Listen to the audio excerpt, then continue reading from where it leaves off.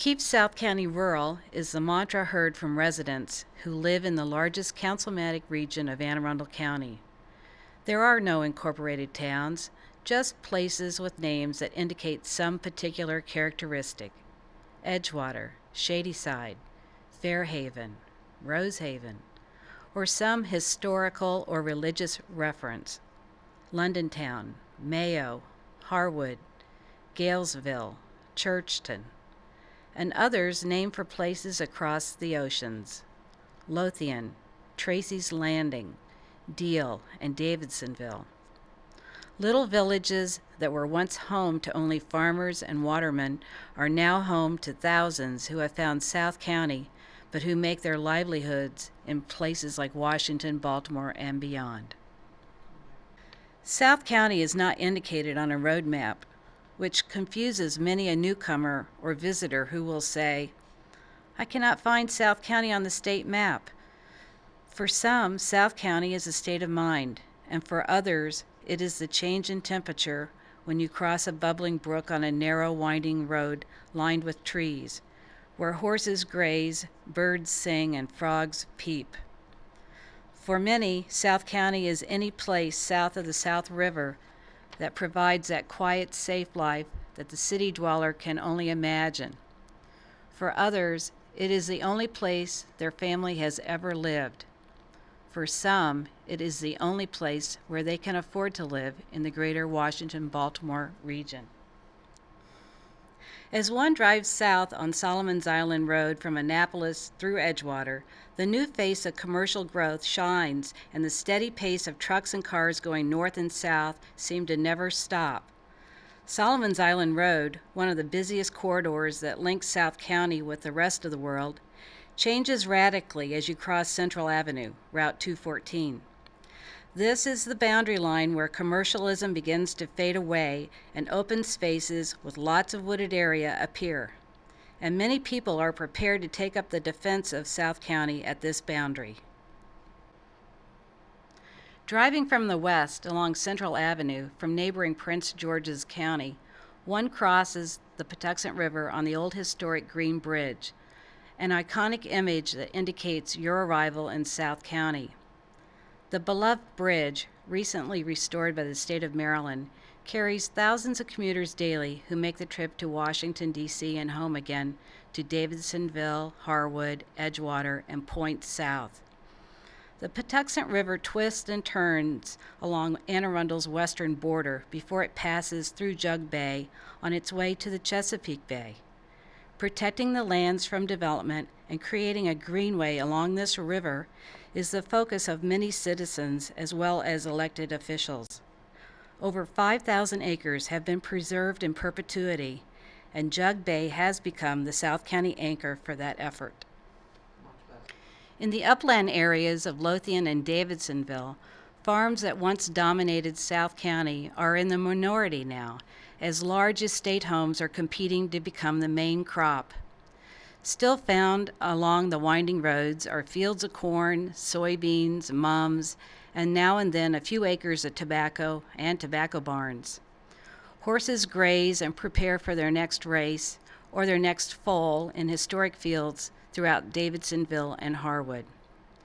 Status symbols to some and heritage to others, these are the signs that keeping South County rural is a fight between those who want to live in the country and those who want to retain the agricultural flavor that has been the common denominator in this part of South County. Farmers are in a fight for survival, providing locally grown food to customers who want to live in the meadow next door but don't want to smell the farm. There is a clash of cultures occurring in South County, and the struggle is identified by those who have lived here the longest as one they have already lost. For others, it's okay if land changes hands, but the focus should be to keep growth and small-scale development in those areas historically designated as villages, such as Galesville, Shadyside, Churchton, and Deal. At the water's edge, along rivers called the Roads, the West, Rockhold, and Tracy's Creek, these villages are home to marine industries, restaurants, churches, and the small box stores like Shadyside Market, Reynolds Market, and the West River Market. Serving local residents for decades, these stores have provided the essentials: groceries, liquor, and ice. Up until 2 years ago, West River Market, a historic landmark in Galesville, also sold breakfast and lunch and hundreds of pies to West River customers, including sailors, riggers, and watermen.